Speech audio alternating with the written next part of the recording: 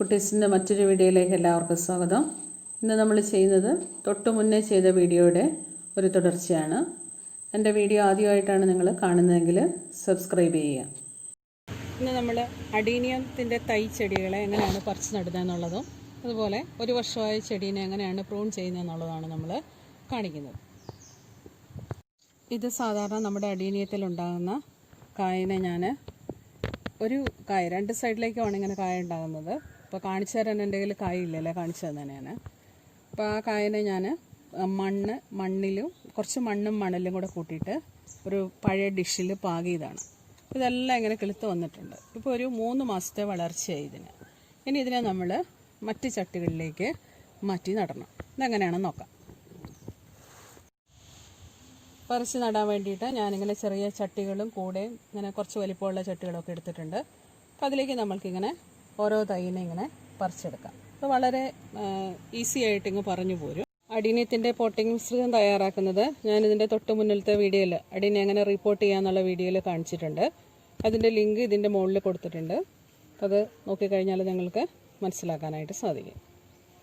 ഇങ്ങനെയുള്ള ഏത് പാത്രത്തിൽ വേണമെങ്കിലും നമ്മൾക്ക് നടാം. അപ്പോൾ നമ്മൾ എടുക്കുന്ന പോട്ടിംഗ് മിശ്രിതം നേരത്തെ വീഡിയോയിൽ ഞാൻ അഡീനിയം നിറയ്ക്കാൻ വേണ്ടിയിട്ട് എടുക്കുന്ന പോട്ടിംഗ് മിശ്രിതത്തിൻ്റെ അളവിൽ തന്നെ എടുക്കണം.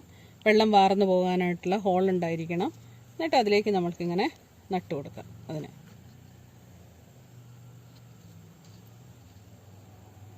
കുറച്ച് അതിൻ്റെ ആ തടിച്ച ഭാഗം കോഡക്സ് ഇങ്ങനെ പൊങ്ങിയിരിക്കണം. അത് ഉള്ളിലേക്കാക്കി കൊടുക്കരുത്.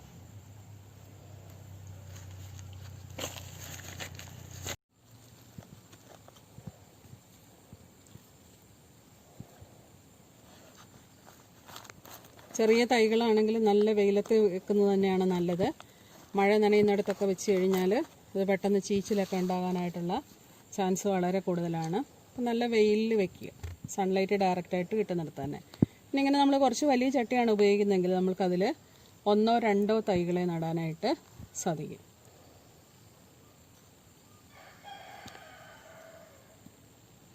ഒന്നോ രണ്ടോ തൈകളെ നമുക്കിങ്ങനെ നടാം. നടുമ്പോൾ അതിൻ്റെ ആ തണ്ടിൻ്റെ തടിച്ച ഭാഗം അല്ലെങ്കിൽ കോഡക്സ് എന്ന് പറയുന്ന ഇത് കുറച്ചിങ്ങനെ പൊങ്ങി നിൽക്കാൻ വേണ്ടിയിട്ട് ശ്രദ്ധിക്കണം.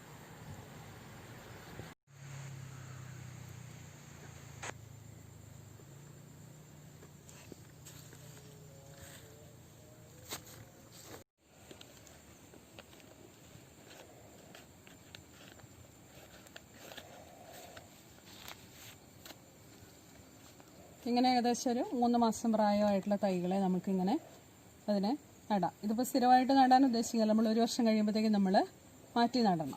അന്നേരം കുറച്ചും കൂടെ വലുതാകും ചെടി.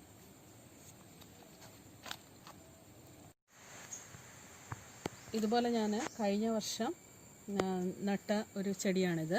അപ്പോൾ ഇത് കറക്റ്റ് ഒരു വർഷമായപ്പോഴത്തേക്കും, ഇപ്പോൾ 2019 ഞാൻ നട്ടതാണ്. 2020 സെപ്റ്റംബർ ആയപ്പോഴത്തേക്കും ഇത് പൂവായിട്ട് വന്നു. അപ്പോൾ നമ്മൾക്ക് പല കളർ അഡീനിയം ഉണ്ടെങ്കിൽ ഈ ക്രോസ് പോളിനേഷൻ നടന്നിട്ട് തൈ കിളിപ്പിച്ച് കഴിഞ്ഞാൽ വേറെ കളറ് പൂക്കൾ ചിലപ്പോൾ ഉണ്ടാവാം. അതുപോലെ ഇത് സിംഗിൾ പെറ്റലാണ്.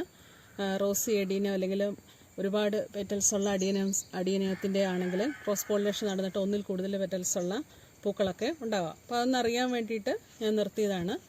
എന്നിട്ട് ഇതിനെ നമ്മൾക്കിനി കട്ട് ചെയ്തിട്ട് കുറച്ച് നല്ല ബ്രാഞ്ചസ് ബുഷിയായിട്ട് വളർത്തുന്നത് അങ്ങനെയാണെന്ന് അതിനെ കട്ട് ചെയ്യാനായിട്ടുള്ള സമയമായി. ഒരു വർഷം കഴിയുമ്പോൾ നമ്മൾക്കിതിനെ വേണമെങ്കിൽ കട്ട് ചെയ്യാം. അപ്പോൾ അതെങ്ങനെയാണ് കട്ട് ചെയ്യുന്നതെന്ന് കാണിച്ചു തരാം. നമ്മൾ കട്ട് ചെയ്യുമ്പോൾ അതിന് പുതിയ ബ്രാഞ്ചസ് ഉണ്ടാകുന്നു. ഇങ്ങനെ ചെറിയൊരു തടിപ്പ് പോലെ കാണാം. ഇത് ചെറിയ ഇലകൾ വന്ന് പൊഴിഞ്ഞു പോയ ലീഫ് നോട്ട്സ് ആണ്. ഇവിടെ നിന്നാണ് പുതിയ കിളിർപ്പുകൾ ഇതിന് ഉണ്ടാകുന്നത്. അപ്പോൾ നമ്മൾ കട്ട് ചെയ്യുമ്പോൾ ശ്രദ്ധിക്കേണ്ടത് അതിൽ 2-3 ലീഫ് നോട്ട്സ് ഇങ്ങനെ താഴെ ഉണ്ടാവണം. എന്നാലേ അവിടെ നിന്ന് ഇങ്ങനെ അതിന് തളിർപ്പ് വരുള്ളൂ. അപ്പോൾ അതിൻ്റെ മുകളിൽ വെച്ചിട്ട് നമ്മൾ സ്ട്രെയിറ്റ് ആയിട്ടോ അല്ലെങ്കിൽ ചെരിച്ചിട്ടോ നമ്മൾ ഒരു സ്റ്റെറിലൈസ് ചെയ്ത ബ്ലേഡോ കത്തിയോ ഉപയോഗിച്ചിട്ട് ഇങ്ങനെ കട്ട് ചെയ്ത് കളയും. എന്നിട്ട് അവിടെ നമ്മൾ ആൻറ്റി ഫംഗൽ പൗഡറോ ആൻറ്റി ഫംഗൽ പൗഡറും കൂടെ നമ്മൾ മിക്സ് ചെയ്തതും കൂടെ തേച്ച് കൊടുക്കണം. എന്നിട്ടിത് മഴ നനയാതെ നമ്മൾ വെക്കുക. നല്ല വെയിലുള്ള അവസരങ്ങളിലാണ് നമ്മൾ വെയിലത്തേക്ക് തന്നെ വെച്ചാൽ മതി. എന്നിട്ട് നമ്മൾ നനച്ച് കൊടുക്കണം.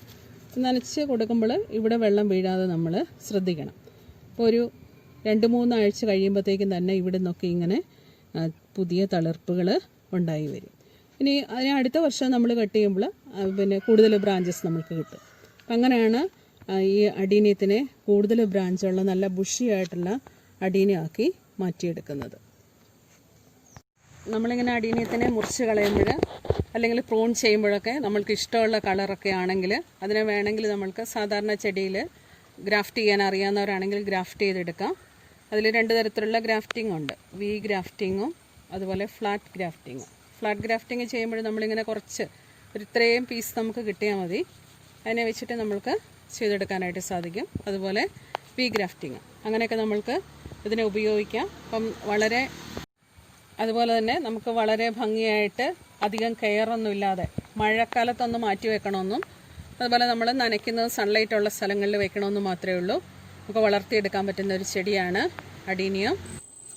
അഡീനിയം ചെറിയ ചെടിയാണെങ്കിലും അതിനെ ഇങ്ങനെ പ്രൂൺ ചെയ്യാനായിട്ട് ആരും പേടിക്കൊന്നും വേണ്ട. ഫ്ലവർ കഴിഞ്ഞ് കഴിഞ്ഞാൽ ഫ്ലവർ ഒന്ന് തിരിഞ്ഞു കഴിഞ്ഞാൽ നമുക്ക് പ്രൂൺ ചെയ്യാം. അങ്ങനെ നമ്മൾ പ്രൂൺ ചെയ്തില്ലെങ്കിൽ ഇങ്ങനെ നീണ്ടു പോകത്തേ ഉള്ളൂ. നല്ല ബുഷിയായിട്ട് വരാനായിട്ടത് ബുദ്ധിമുട്ടായിരിക്കും. അപ്പം നന്നായിട്ട് ബുഷിയായിട്ട് വരണമെങ്കിൽ നമ്മൾ അതിനെ സമയാസമയങ്ങളിൽ പ്രൂൺ ചെയ്യുന്നത് വളരെ നന്നായിരിക്കും. അടീനെ മുറിച്ച് 2 ആഴ്ച കഴിഞ്ഞപ്പോഴത്തേക്കും അതിന് ചെറിയ മുളകളൊക്കെ ഇങ്ങനെ പൊട്ടി തുടങ്ങി. ഇവിടെ ഒന്ന് വരുന്നുണ്ട്, ഇവിടെയുണ്ട്. നമ്മൾ മുറിച്ചില്ലെങ്കിൽ അതിങ്ങനെ കോല് പോലെ നിൽക്കത്തേ ഉള്ളൂ. കണ്ടില്ലേ, ഓരോന്നിനിങ്ങനെ മുളകൾ വന്നു. ഇതിന് 2 ശിഖരമുണ്ട്, ഇവിടെയുണ്ട്. അപ്പോൾ 4 ബ്രാഞ്ചായിട്ട് ഇത് വരും. അതുപോലെ ഇത് കണ്ടോ, ഇവിടെ ഇങ്ങനെ ചെറുത് വരുന്നുണ്ട്, ഇവിടെ 2 എണ്ണം വലുതായിട്ട് വന്നു. നമുക്ക് എത്ര ചെറിയ തയ്യാണെങ്കിലും ഇങ്ങനെ മുറിച്ച് കഴിഞ്ഞാൽ കൂടുതൽ ബ്രാഞ്ചസ് നമ്മൾക്ക് ഉണ്ടാക്കാനായിട്ട് സാധിക്കും. ഇങ്ങനെ ചെറിയ ബ്രാഞ്ചൊക്കെ ഉണ്ടായിക്കഴിഞ്ഞാൽ ഒരു 2 മാസം കഴിയുമ്പോഴത്തേക്കും അതിങ്ങനെ ഫ്ലവർ ചെയ്യാനായിട്ട് തുടങ്ങും. നിങ്ങൾക്ക് എൻ്റെ വീഡിയോ ഇഷ്ടമായെങ്കിൽ ലൈക്ക് ചെയ്യുക, കമൻറ്റ് ചെയ്യുക, ഷെയർ ചെയ്യുക, സബ്സ്ക്രൈബ് ചെയ്യുക.